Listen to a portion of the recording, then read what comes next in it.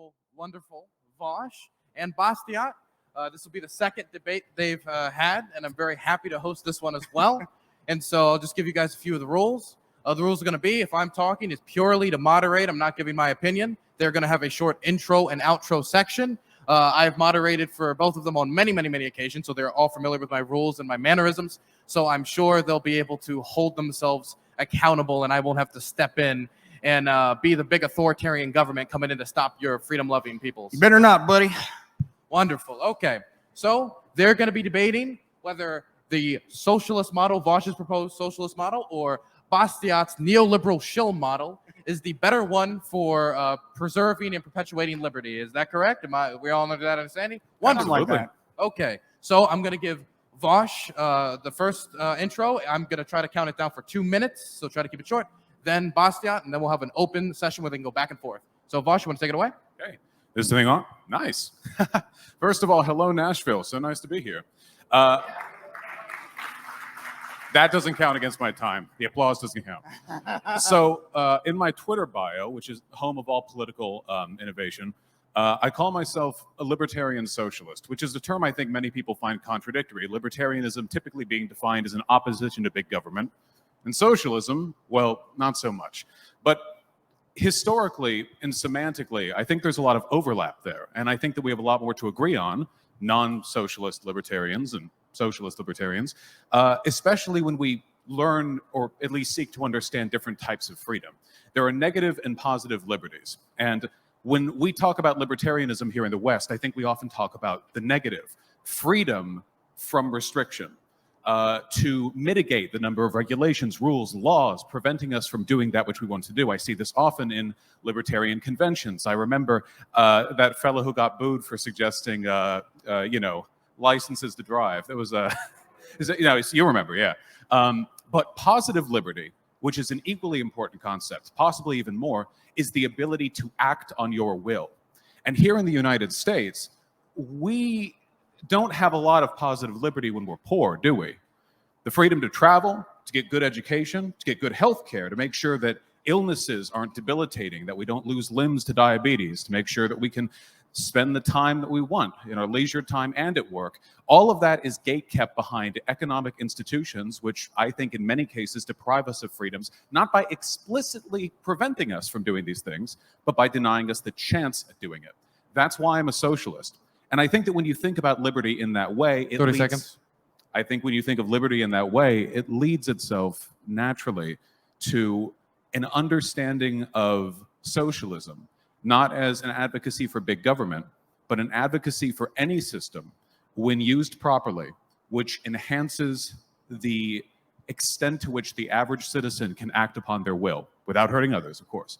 And I guess that's why I don't think the term libertarian socialism is a contradiction.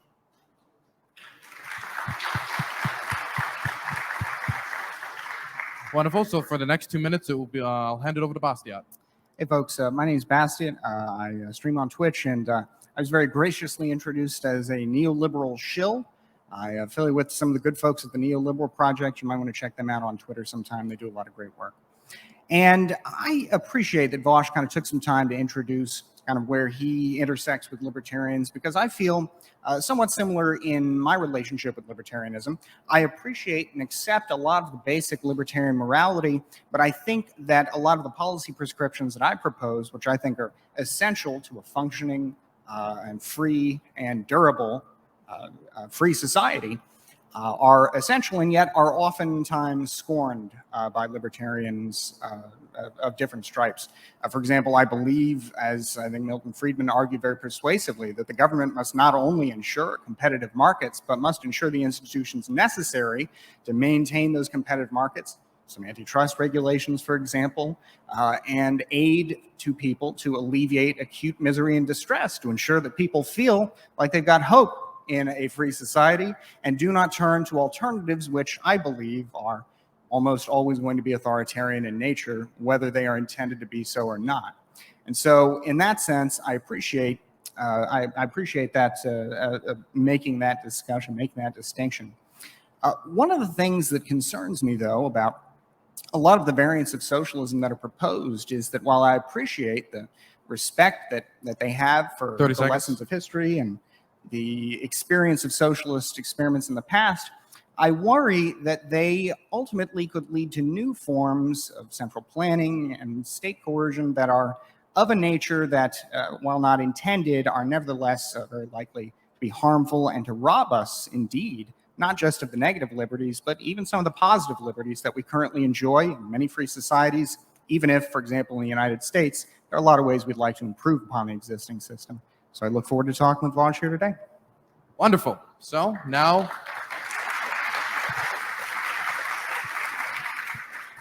we're going to have an open dialogue. You guys can go back and forth. Just one principle I hope you both can live by is that when you both talk at the same time, you actually don't get double the information. You get none of it. Yeah. So do your best to be cordial, or I'll have to step in. You two can start interjecting with one another. Well, I guess one of the things that concerns me about a lot of libertarian socialism is that it seems like you would nevertheless need a lot of the institutions that we might ordinarily refer to as central planning in order to make the system work. For example, it seems to me that if you had a society of broad-based democratic workplaces, presumably that's kind of what we would imagine to be the basic unit of production in a libertarian socialist kind of society, right?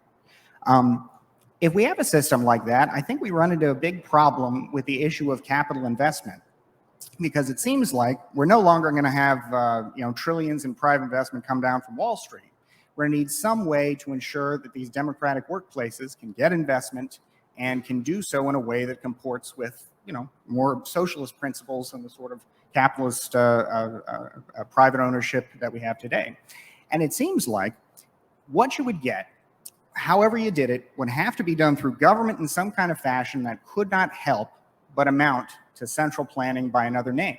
It wouldn't be the same kind of central planning that we've seen in socialist societies in the past, where you decide how many pairs of shoes are built for, what are assembled for what kind of plan, but it would nevertheless determine for political purposes, rather than for the purposes of investing efficiency, what kind of entities are favored by the state and which are disfavored by the state. And that seems to me like something that could endanger a lot of our freedom. It would be very difficult, for example, to criticize your local government if your local government determines whether you're going to get any investment, whether you're going to be able to make your payroll, things like that. So I guess that's kind of my first concern, is I feel like some of the positive liberties that we enjoy in advanced democracies, we don't have it yet in the United States, but universal health care, for example, depends on a thriving economy to pay for it. But if we've got central planning that reduces efficiency and makes us less free through the course of some of the potential loss of political freedom I highlighted here, well, I worry that we've sort of got some bad results out of good intentions. So I'd like to tackle that, if I may. First of all, to clarify, I identify as a market socialist. So I don't think that the experiments of the Soviet Union and, say, for example, Mao's China were a particularly phenomenal demonstration of socialist principles. I think that worker cooperatives, when businesses are owned collectively by the people who work there, are a good and ethical system for organizing labor. You bring up an interesting point, though, because capital investment is going to be a necessary component of any kind of market system. You do need higher institutions choosing where money goes. And I think to an extent you're assigning an undue level of potential malevolence to the government in these cases. If you had a system where worker cooperatives look towards the government for investment, it could be as decentralized or as removed from political influence as many of the systems that work in the government today. For example, the PPP system we got during the beginning of COVID, the government wasn't like selectively denying some businesses they didn't like. It's just a broad bureaucratic structure that we can universally rely on, even if the folks at Washington don't like us.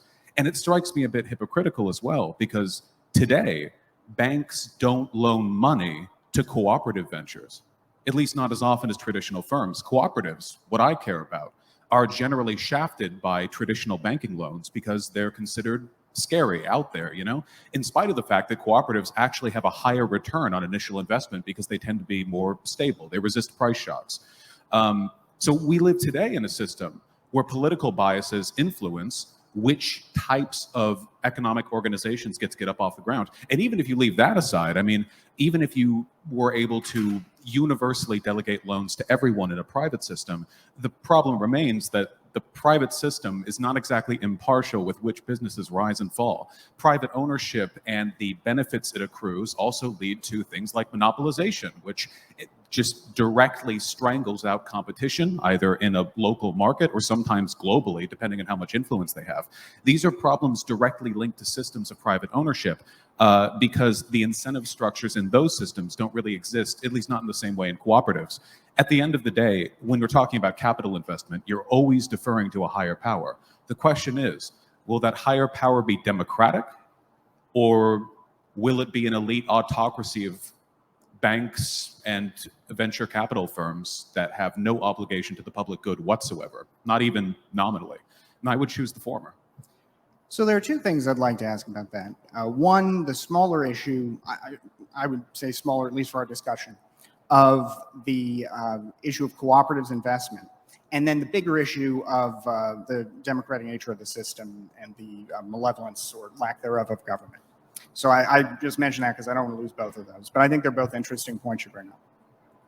So with respect to cooperatives, you made an interesting argument when you said they have a higher rate of return, and yet banks and investors typically don't invest in them.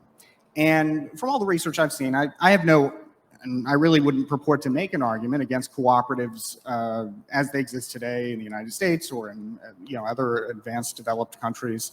Economically, they seem to be about the same, not much better, not much worse than any other form of institution, with the exception of their maintenance of employees, in the sense that they're less likely to fire or lay off employees, and they're more likely to say, take a haircut off of everybody's pay. That seems to be kind of what I've seen in terms of the biggest difference. I wasn't aware that they had higher rates of return, but let's assume that they, I'll range to that point. Why then, in a capitalist system that often regularly funds people and interests that are politically opposed to it, I imagine you folks have seen the thrilling discourse about some, the socialists, the houses and income and all that, right? I mean, they were able to participate in the system with a lot of investment. Why? What would be the reason then that these banks would deny investment to entities that offer a lucrative rate of return? At the end of the day, I think it comes down to limited information. I don't think that the bankers are like malicious, ideologically driven. I don't think they're like going about it like that. But back during the the Jim Crow era, even though it was perfectly legal to serve people of any race, oftentimes businesses would not. And that's an economically inefficient decision. You can make the argument you're playing to social biases, but at the end of the day, you're objectively limiting a market. You see that too with like Legos marketing more to boys in the 90s, computer stuff as well. I mean, you're limiting the share of the market. I think that at the end of the day, these systems, as much as we like to believe that they're above our petty concerns, are ultimately the product of a lot of systemic biases that get ingrained and codified. And cooperatives are just not very well understood in this country. Which is a shame. They're growing. There are more cooperatives today in America than there have been in a long time, and an interest in them is rising, which makes sense because we live in an era of unprecedented worker discontent, at least since the Great Depression. And worker cooperatives have a very, very, very, very great difference in how people who work there feel, their general level of happiness. It makes sense that it would be rising up in these times. Yeah, I would say that I would agree with the argument. That seems to be from my research, what I found too, is that there's a lack of awareness among a lot of the people who, I guess, kind of grease the wheels of capitalism, attorneys like myself and accountants, and who just don't generally work with these forms of organization. So I would say that also, to me, seems to be one reason that they're not more popular. I've also seen occasionally in regulation where they are occasionally disadvantaged in some way. The USDA does aid to rural enterprises, and they will provide loan opportunities with very low collateralization. And other entities in government, like the Small Business Association, their collateralization requirements are higher. And so the low collateral is good for a cooperative because they can't really do a corporate guarantee that requires somebody to basically sign off. There's not some big rich angel investor, and that makes the guarantee a little harder. So there are some issues, but they seem to be issues that we're working on. The Paycheck Protection Program was pretty open to cooperatives, for example. So that it seems like we are kind of ironing those issues out. But I agree there's a lot of information asymmetry there. And then the bigger issue of malevolence is something I wanted to talk about, because I don't believe necessarily that government is inherently malevolent. What I was thinking about in terms of government is that right now, under our system, there is an incredible amount of lobbying and influence in government to, get all the kinds of special or favorable, even really, treatment. I don't mean to make it sound malicious. It's favorable treatment in our tax code or in the law for one particular business enterprise or another. And then I imagine, that on top of taxes, which are a relatively small part of overall business, you have to lobby the government, as anybody would, assuming they have the right to, for access to capital investment or greater access to it or special access, to say, well, perhaps I'm not as profitable an entity, but I provide a useful social function. One thing in particular that concerns me is the example of Yugoslavia, where they had capital investment that was devoted specifically to firms that had large numbers of employees, whether they were efficient or not. It became a kind of backhanded subsidy for laborers. The entire economy is dragged down by this. And I don't see a reason why here in the United States, where our own policies often favor entities with lots of employees over entities that are efficient or innovative, would really be any different. I just imagined that, like every other country in the world, lobbyists would kind of make the process less economically efficient than the competitive rules of a capitalist order do, however imperfectly they do. It's one of those things where the fish probably couldn't define water if you asked them what it was, We have a horrendously inefficient system for determining which businesses are efficient right now. Businesses close constantly. Most don't survive the first couple of years. And especially, in the restaurant industry, for example, which is eternally going to be in high demand, it's the sink or swim model doesn't take into account the externalities, because every sink is loans to the bank met unfulfilled, is a family's finances left in devastation, is all the external problems following from that. And this happens every year to hundreds of thousands of people, not just here, but all around the world. When we look at other systems, we often see their downsides, of which there are no doubt many with any, but we're so sometimes, I think, unwilling to consider what they're being compared to. When we're talking about accruing investment from the government, regardless of how that's done. For example, over in Canada, I know they have a very robust arts investment program. The game Cuphead, if anyone's played that, it's good, was largely funded through investment from the Canadian government. They see worthy artistic projects and they put money into it. It seems to produce good results, probably not universally applicable to all businesses, but I think it speaks to an alternative model, maybe something that we could dip our toes into.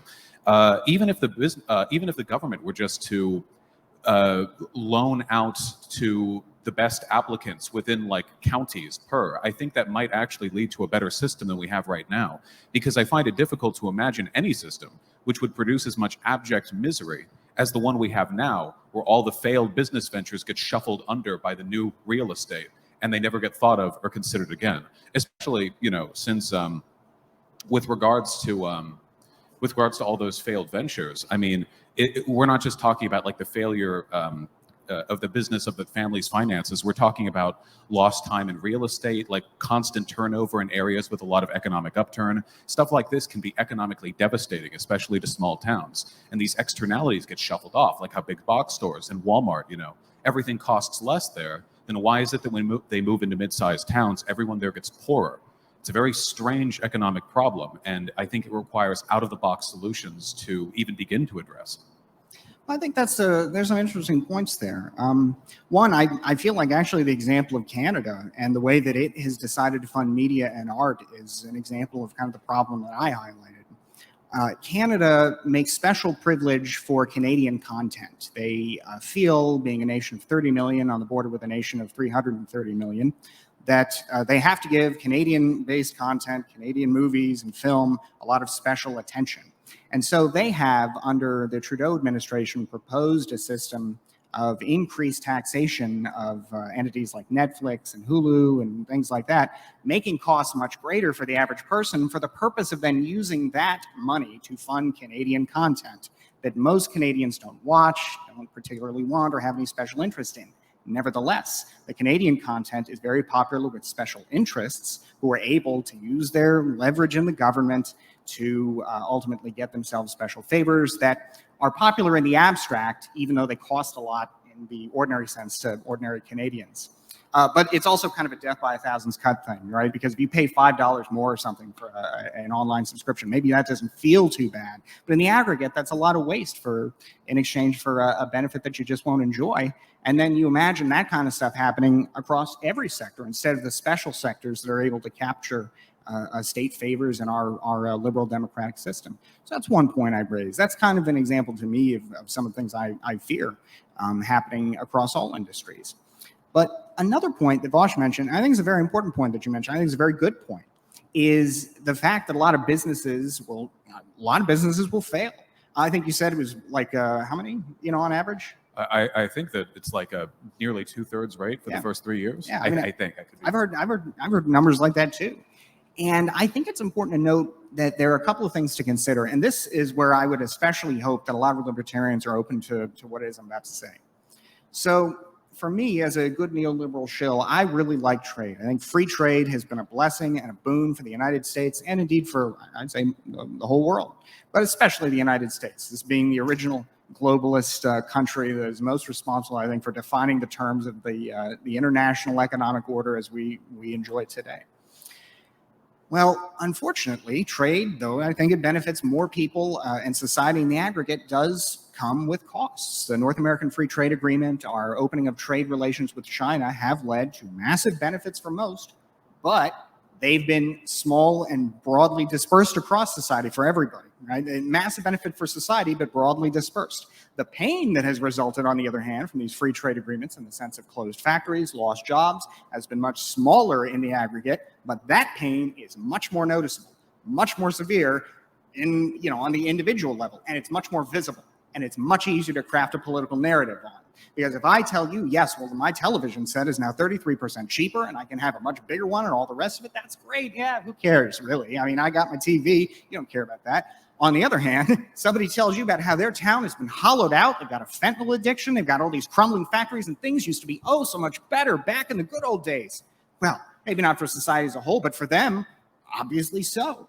And so we've got to have a society that is more ready to help people who are in distress, because it is essential, and it's essential we do this, because if we don't, we risk losing the benefits that come with things like free trade or business turnover. When businesses are destroyed, that doesn't have to mean the end of the road for the people who lose their jobs or the people who lose their business. Indeed, one of the great things about forming a corporation is that it's limited liability for you as an individual. You got a chance to start over. You don't have to lose a shirt on your back, If we can work to increase some of the benefits that we give to people who maybe lose their jobs as a result of trade, if we have some basic income guarantees, some universal health insurance, some of the things that folks in not just European countries, but some of our peer countries in Taiwan take care of, we don't have to worry about the political blowback that understandably results when people feel like they have lost out in a system that may be benefiting people in the aggregate, but for them individually, well, their life maybe is worse.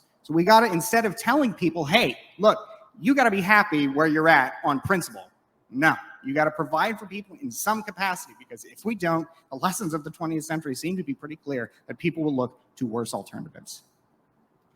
Well, if there's one thing on which I'll unambiguously agree with any neoliberal shill, it's this. I'm no nationalist.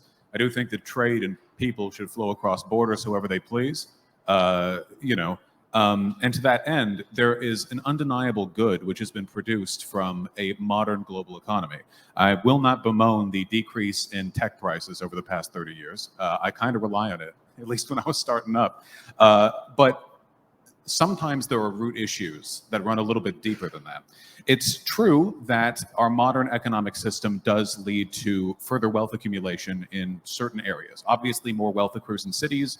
Some towns get hollowed out, as you said. A lot of these towns get big box stores. And again, everything is cheaper. And all of a sudden, folks that couldn't afford any of this weird stuff before are able to go out of Walmart or Target with what might have been considered luxury goods 20 or 30 years ago. I think that's a lovely thing. But there are problems in the long run.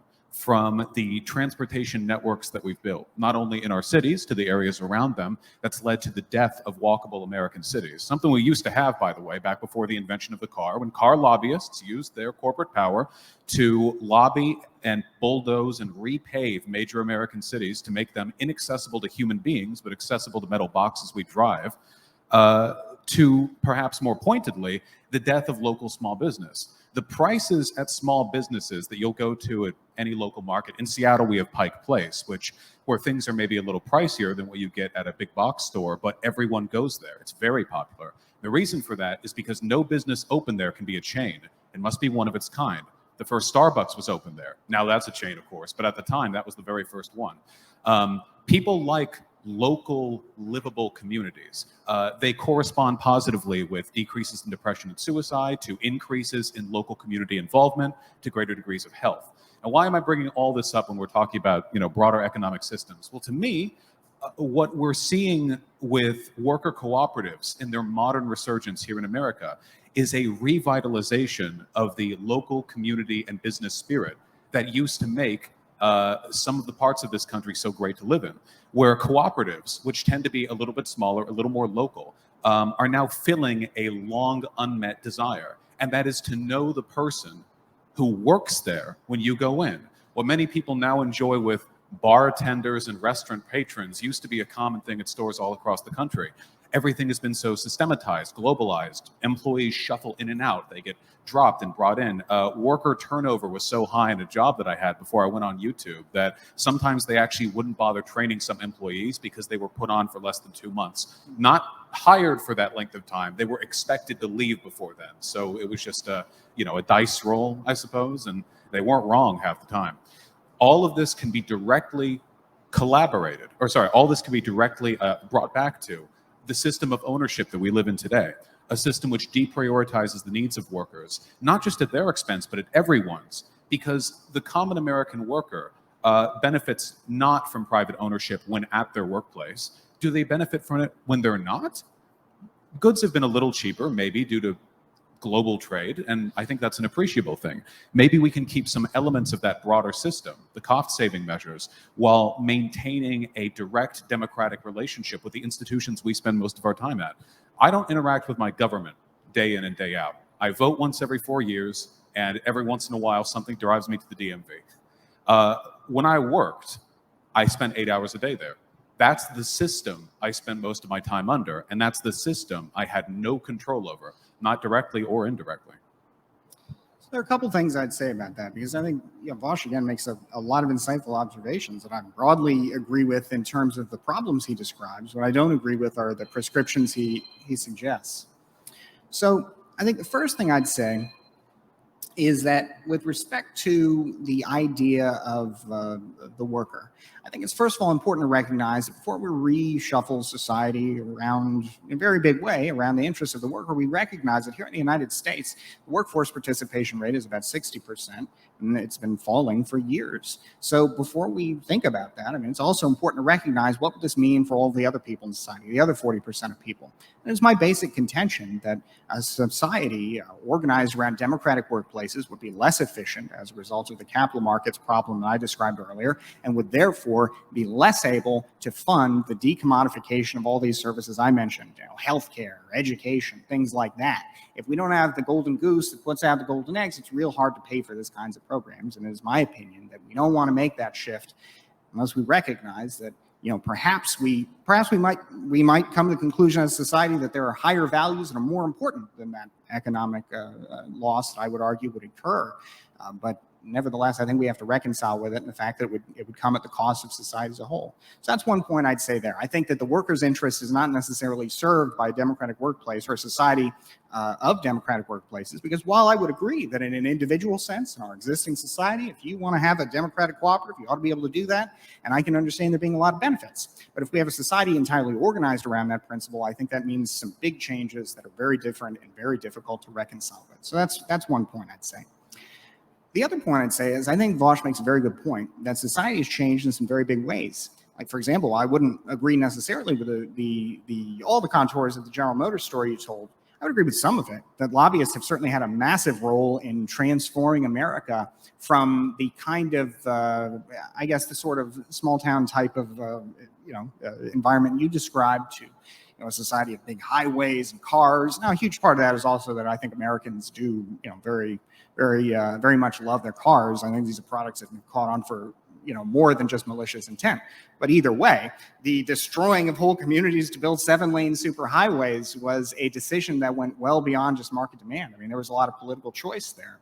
And I think it's also worth noting that a lot of those decisions were made democratically at the expense of vulnerable minorities who really couldn't do much about them. In my community, for example, in Pensacola, a giant freeway was built right through the middle of a Black community. And there's a little sign that commemorates this loss. And this loss was the result of a democratically elected government operating in accordance with democratic principles. This is in 1975. It was still imperfect at the time, but even if all the people had had all the voting rights, they would have been outvoted. Unfortunately, I don't know that the result would have been much different if we didn't have the kind of modern appreciation that we have for small communities and for recognizing all the damage that cars do. But I think there's one other point to remember here, that with respect to the loss of small town America in some ways, and not to oversimplify what you were saying, but some of what you mentioned there. One of the biggest problems I think in America is that we have what I might call, for lack of a better term, I don't mean this as an insult, boomer socialism is what the Wall Street Journal calls it. And that's the practice of taking housing, for example, and making it very difficult to build new housing for the sake of preserving the land values at the expense of perhaps the property rights of the people who own, existing homeowners, making it very difficult to build dense housing, making it very difficult to build small commercial enterprises, because this whole system has made it very difficult to rent them at affordable prices. And so you end up with big box stores, which are, I would agree, although I do like me a good 3 a.m. trip to Walmart, which I would agree are a little less aesthetically pleasing and come with their own costs, though I, of course, wouldn't argue against their benefits. It's worth noting that housing, healthcare in this country, which we've got the worst of all systems. We don't have a free market system, and we don't have a universal system. We have a half-universal, jury-rigged system that provides universal healthcare of a sort to everybody over 65 and to people who are very poor until you get to that point, and in the middle, good luck. So we've got the worst of that, because we've got now, we spend as much as many countries per capita in terms of healthcare coverage, sometimes very much more, and we get very much less for it. We spend very much more for housing, and we get very much less for it. And then we have the same problem with education, though I would argue that's less of a problem, given that even when you go through that whole process, you're still going to have a higher earning potential. But nevertheless, those 3 areas, housing, healthcare, and education, the costs have driven through the roof because primarily of bad policy. We know that's the case because with other sectors, consumer goods of all sorts, food, electronics, clothing, prices have gone down where government policy has been less onerous and less destructive to society as a whole. So it's worth remembering that if we want to live in a free society, we have to reconcile ourselves with the fact that we in the 20th century gave up a lot of freedom. And when we gave it up, we often did it in malicious, race-based ways that now we're having to pay the cost of as a society because they were so poorly implemented in the first place. So when we sacrifice some of our freedom, for example, in the universal healthcare system, we ought to do, or with the government paying payments for healthcare, we got to look at better models here, because the way we do it now is a disaster, right? It costs a lot. It delivers very little. We have the same problem with housing. We've got to make it easier for people to get the services that they want to get, easier for people to have the freedom to build where they choose and build what they choose. And when we're going to have a government program, we've got to look to what other countries have done to design them better, to be more efficient, more effective, so we get better results for everybody in this country. There's a theme in the contention that I see here, and I think perhaps two, one of which I'd like to address first, which is the idea that the democratization of the workplace would conflict with our dreams of progress. Because progress is important, not just in the capitalistic sense of infinite GDP growth or whatever, but as a concept, as a species. I do believe there's always a better society on the horizon. And there is an unfortunate tendency, even among progressives, to sometimes devolve into a sort of myopic worship of the way things used to be. I want to be clear.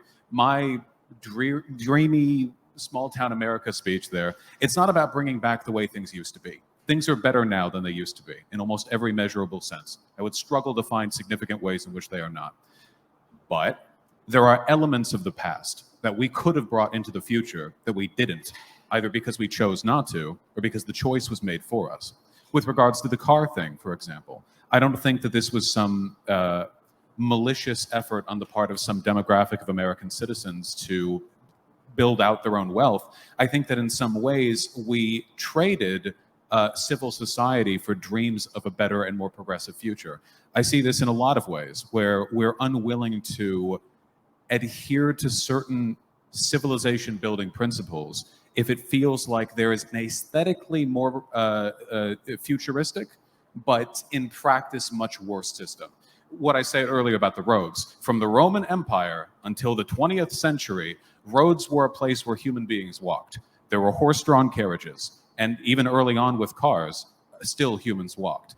But then we were told to look both ways before crossing the road, an implicit suggestion that it's our responsibility not to get hit. I know what you're thinking, with the cars. Of course, we need to be careful with roads. Cars nowadays, there are many, many times more. But even if you look towards Denmark or the Netherlands, their public transportation systems are light years ahead of ours, which are more socially efficient because it means fewer people have to spend money on cars and car maintenance, which costs the average American about $9,000 a year, a significant portion of a person's paycheck, especially at a median income. It means that there's a gatekeep between accessibility to certain social services, depending on whether you're wealthy or poor. Poor people in cities who don't have cars here in America are shafted beyond belief.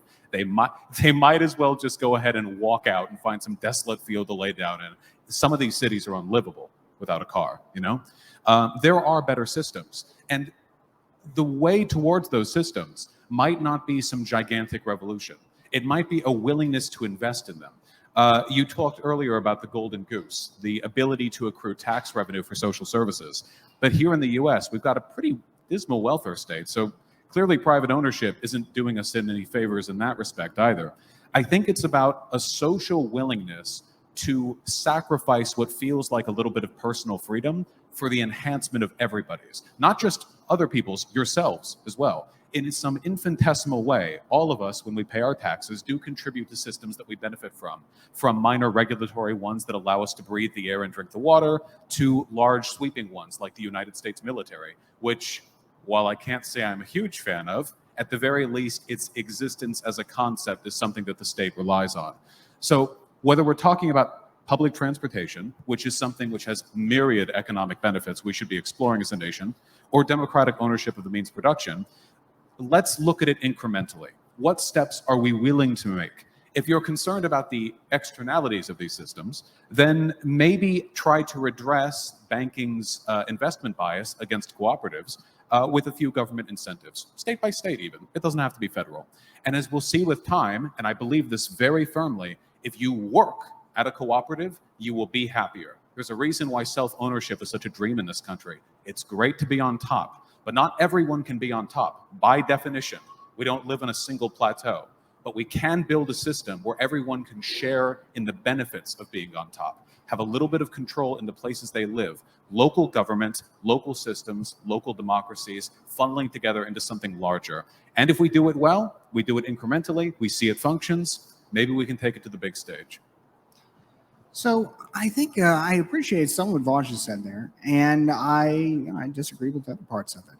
For example, I agree that we have, it's actually almost, it's pretty sad actually, the taxes that the average American pays are not as great as you might think. Not so much less than you might think as the Nordics or the Europeans generally pay to get better social services. Like I was trying to say earlier, one of the biggest problems we have in the United States is, especially when you consider federal, state, and local taxes, all of that in the aggregate, you compare that to some of these other countries, they do have a higher percentage of taxes overall. But again, it's not so much higher than you might think, given the extra services that they seem to get. And a big problem that we have in the United States is that we have designed a lot of these programs in a patchwork fashion. It's inefficient. It is often means tested, which means that a new bureaucracy has been set up for the purposes of determining that only the right people get the money. And that ends up being a big cost. It ends up being an imposition on people's privacy, all the rest of it. And while society might have a reasonable claim to want to ensure that tax money goes to the right people, the end result is that less money and then more taxes are collected for less benefit for society as a whole. So that's one thing I would say is why I would agree that we don't have the kind of welfare state I would like to have. I think that's mostly not because the unwillingness of Americans to pay for it. I think the problem is that the systems that we have set up are just fundamentally of a patchwork nature. And if we had more universal systems, simpler to understand, something a little more like maybe what Milton Friedman advocated, I wouldn't go so slim as he did, but thinking very seriously about payments in cash instead of payments in or provision of services. Payments in cash, so you can go out in the market and get what it is you like in a hopefully competitive market. He wanted, I believe, a negative income tax that would have been, I was thinking about Andrew Yang's basic income, but I'm not a fan of Andrew Yang anymore. The negative income tax, so the idea of being able to have a certain amount of money sort of guaranteed, and it was a high number. I don't think you can do that for everything, but that's one example of how we could provide better services more affordably, more efficiently with people without having to think about how we're going to send taxes through the roof in the process and give people more meaningful freedom in the process of how they use those benefits. So that's one thing. Another point is I think we have to recognize the problems that we have in society. I don't think American competitive enterprise is generally speaking the problem. Well, I can't speak to the sentiment that Vaush mentioned with respect to employees feeling just generally more satisfied and happier. I didn't really see a lot of that. I can say that I think that's something I could totally understand. But what I'm more I think that the problem to me with a lot of socialist solutions is that they seem to be about how do we change the means of production, and then those benefits kind of wash across society as a whole. And I don't think the lessons of history really support that kind of analysis. I think the best way to go is to have a capitalist economy that is as efficient and powerful as possible, and then we tax that capitalist economy as necessary to pay for social programs for the purpose of ensuring that we've got a society that people feel like they've got a stake in, that they feel like they can depend upon, so that we avoid the kind of abject hopelessness that a lot of people, rightly or wrongly, may feel in our modern society. So that's one point that I'd make there. Beyond that, I certainly agree with incrementalism. I mean, that's kind of the whole neoliberal way. But I think it's important to recognize, too, the nature of the problems that we have in the United States. I don't think they're really focused so much on business. I think the biggest problems we have in the United States, again, are housing, healthcare, and education, and those are the result of bad policies, not really the failure of, say, the capitalist system, more like the failure of Americans to live up to their own capitalist principles, trying to protect their home values, for example, against their neighbors, with no real moral justifiable claim on doing so, in the process making it more expensive for everybody else in society to live, making it harder for young people to buy homes, all for the purpose of basically protecting the land values of existing people. And folks, if you've never been to a rezoning hearing, oh my God, that is the most racially repulsive experience I've ever had, in the sense of hearing people get up there and say, I don't want those people in my neighborhood in front of the people in their neighborhood. So that's another thing I'd say, is I'm oftentimes very skeptical of the idea that democracy is always the solution and that more of it is always an unparalleled good. Democracy is an important thing with respect to government, because with government, hey, you don't have a choice, right? It's real damn hard, unfortunately, to leave not only your own town, your own state, but your own country in particular. And so we need democracy for a variety of reasons, but for one important reason, because it's just so hard governments have a lot of power over you, and you are very much stuck with the government you got. When it comes to companies, it's a little easier to move around, and we should make it easier to move around with more of the kind of universal benefits that I mentioned earlier, instead of the problems right now where we tie people to their jobs with healthcare and with making housing very expensive. So there are a lot of things we need to do, but I don't think it's about the productive side of the economy. I think it's more about the distributive side and the regulatory side. Before Vaush responds, I'll let the beginning of your response be able to respond to that, but I want to propose this because I want this to be sure to be covered in this debate. Why is it that your model, in comparison to the other, is better when it comes to preservation of certain civil liberties, like freedom of speech, freedom of the press, freedom to protest, and definitely in the age where people are having such a intensive debate about tech censorship, for example? I'll let the beginning of your response be about what he just said, but I want to make sure we cover that since we have 60 minutes left. Of course. I can tackle those both, I think. Tempted as I am to talk about the ways in which I think a cooperative system universally would still be able to pay for the necessary welfare costs of a modern society, I think I might be putting the cart before the horse here, because I have a feeling that many of the people in the audience wouldn't agree with me that welfare is something we should be investing in anyway. So I'd like to take a step back, if I may, and address what I think might be the more fundamental problem here, which is, again, liberty. With regards to liberty, The problem that I have with American libertarianism, as it's traditionally expressed, is that liberty is gatekept behind wealth. In this country, you are not free to do what you want unless you have wealth. You are free from many things, certainly. That old adage, what is it? It is equally unlawful for both the wealthy man and the poor man to sleep beneath the bridge. When laws are built in such a way as to discourage behaviors more likely to be engaged in by the working class, these are not laws which are fundamentally encouraging healthy guidelines to what a good society is. What we're really doing is socially determining the corral, the barbed wire around where it is and is not comfortable to be. Now, most people in this country can't afford a small emergency. So I don't think most people in this country are able to really experience the incredible social and technological benefits of living in the 21st century. Now, I can, and I know a lot of people in this audience can, but I know there are a lot of folks who can't, who nonetheless advocate for certain positions because they believe that the freedom of the wealthy is the freedom of all. And to that, I would say, to me, this is nothing more than a contemporary defense of the aristocracy. Back in feudal Europe, to be a lord or a lady, I suppose, what you really, at the fundamental level, needed to do was have a large army and conquer a given bit of land, and you just asserted your will on the local population in a manner which is not at all corporate in the sense that it was directly and governmentally authoritarian, sure, but it was a freedom, wasn't it? After all, we're not directly talking about violence against common people. We're talking about higher level political conflict. And then as a result of it, an aristocrat has the opportunity now to control the land around them. And if you work there, that's you working for your rent, essentially. That's a type of freedom we decided was harmful to the freedom of others. The freedom of the few aristocrats was not more important than the freedom of the many, many, many serfs. Some people think this is hyperbolic, and to an extent it is. But I think that it's a similar logic. We should be promoting freedoms which are truly universal, absolutely and utterly without any requirements, because that's what freedom is. Freedom can't be conditional, because when freedom becomes conditional, you're only enforcing a class system.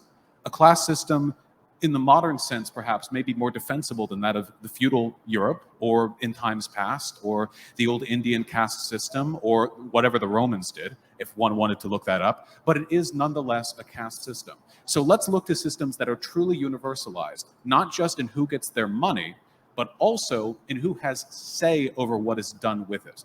And when it comes to democratically run corporations, not only do you accrue the many benefits I spoke of earlier, higher happiness, lower turnover, greater capital investment, higher rate of return because of lower chance of being closed, and those are good benefits, by the way, you also get a common understanding. This society that I live in is mine.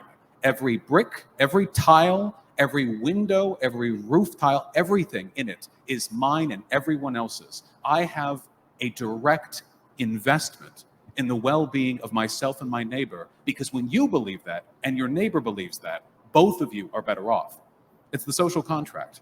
And while competitiveness is a valuable part, not just of the human spirit, but also of modern economies, it can at times lead us to believe that conditional benefits are the same thing as universal liberation. So I reject that. And I would hope that many people in the audience, who I'm sure would disagree with me on a lot of stuff, would agree that a truly fair libertarian society would be one where the benefits of all are ensured by the incentive structures and systems that we've built, not just a small privileged few. Because if you run down that road, I mean, eventually, and you've seen corporate towns, I'm sure historically, eventually you just get back to feudalism. I think everything gets back to feudalism with enough, time and free non-intervention engagement outside of some kind of broader power structure. You create a power vacuum outside of any intervention. So that's my opinion on that. And I'm happy to address the point you mentioned earlier as well.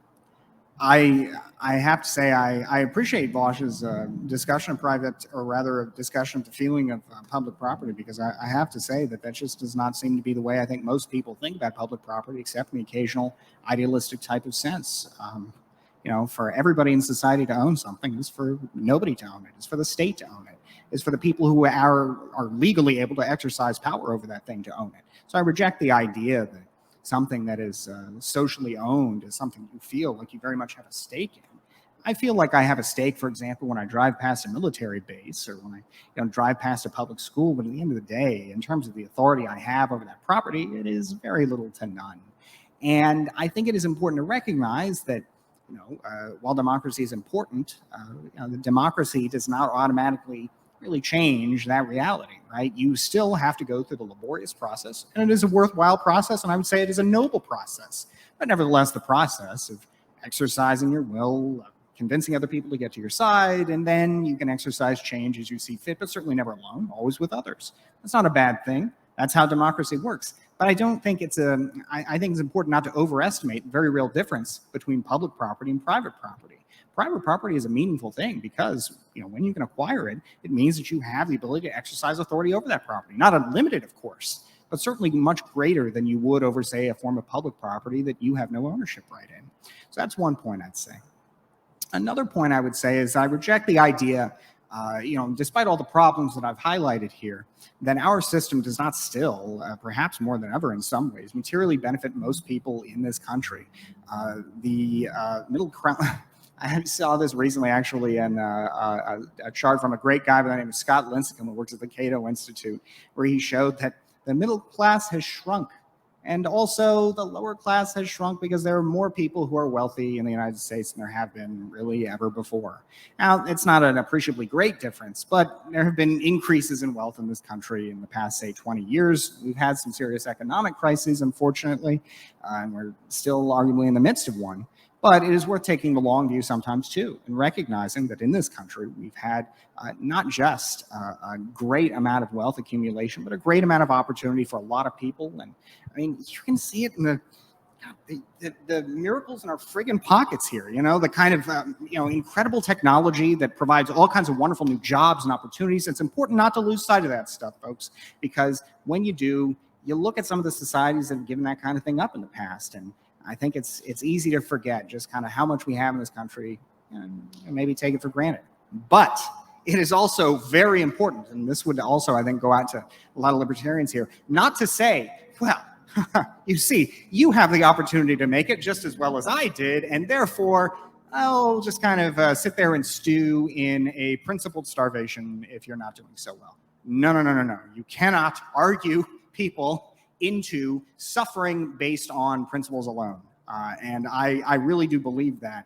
You've got to give people some material basis for hope in a better future, some material basis for a sense of security, and a feeling that, if I try for a better life, I try something different, I'm not going to necessarily end up completely destitute and hopeless. It is important to account for that, because when that happens and when it is not accounted for, it becomes a core of populist movements that we are seeing more vicious than ever in this country. And those kinds of movements are based often on false narratives, but there is always a core of genuine suffering in those narratives. And I think it is important that we recognize that the state has an important role to play to relieve what Milton Friedman called, justly, acute distress and misery. The state's got to alleviate that so that the rest of the competitive order that delivers all these benefits I've been talking about at length here has the room to work, and people feel like they've got a chance, got a stake in it, feel that the whole business of private property is something that they can be a part of too. Because if it's not, well, then you're in real trouble. So I think in that sense, I believe that capitalism preserves, or rather, liberal capitalism, liberal democracy. All of these things preserve not just the individual freedom that I talk about by respecting private property, respecting individual rights, but because they promote effective welfare states that I've talked about, for example, in Europe, those states add to people's positive liberties and, I would argue, reinforce the security of some of those negative liberties. Because while we give something up when we pay our taxes, when we pay for the aircraft carriers that I hope, as we speak, are making plans to defend our allies in Taiwan, or who should be our allies at least, we nevertheless recognize that's an imposition on our freedom.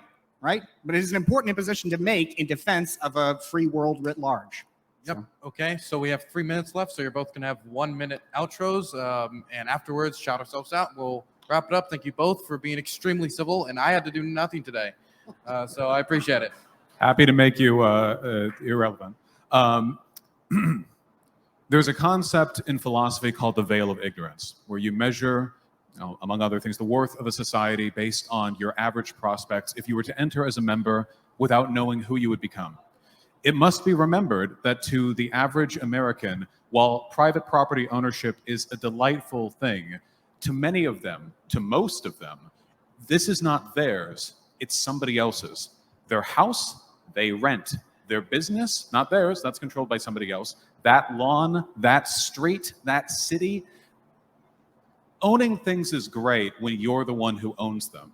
But to the common welfare, the vast majority of people, just by mathematical certainty, do not. All the world belonged to everyone before we divvied it up and set property lines in place. And that might be a dreamy hippie notion, but in a way, when free land is taken 20 and seconds. the government takes it and they divvy it up and give it off to corporate interests, something fundamentally there is lost, a common will, an inheritance. And I think that we can take it back. Whether you believe in revolution, reform, welfare or not, we should all here believe in freedom. And however we achieve that, we should be deliberate and universal in how we do so. Bastiat? I would thank you, Dylan, and thank you, Vaush. I really enjoyed this. I would only say one that I would reject the idea that Vaush posited of saying that most people do not. I mean, homeownership rates, for example, in the United States, I think show otherwise. Private property is something that's widespread and enjoyed on a wide basis in this country. One of the problems that we have, though, is that, for example, in place of a social welfare system, we have a system of easy access to credit, which is how a lot of Americans meet basic needs, but of course, which has some disadvantages, you might argue, I think very reasonably, over greater access to some of the programs I described, healthcare, a Friedman-esque basic income, things like that. So I would say this. I believe that liberal capitalism, particularly the American variety, has done more to drive the progress and advancement of humankind in the last 250 years than any other world historic force in history yet devised, and perhaps, who knows what the future may bring. But 20 seconds. I think it's very much worth defending and protecting. And I would hope that for those of you who agree with me on the basics of that you would also agree with me that it is important we recognize that there are other important elements that must be protected, a strong military that can help us and our democratic allies defend one another against rising authoritarians, the People's Republic of China in particular, and also a social welfare state that can help Americans feel like, hey, you know what? Look, capitalism is great, but I also don't have to feel like I'm going to be flat on my back if I don't win out from it. It's important to remember that. So thanks Thank again. you so much.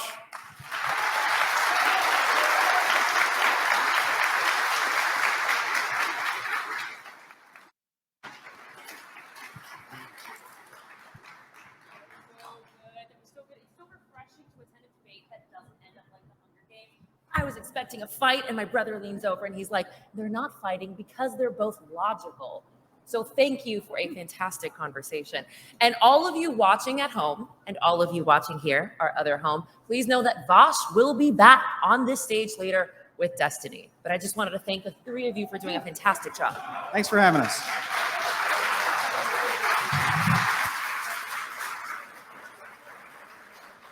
Raise your hand, by the way, if you agreed with everything that they both said. I know, same. All right. Okay, well, we're going to move right along.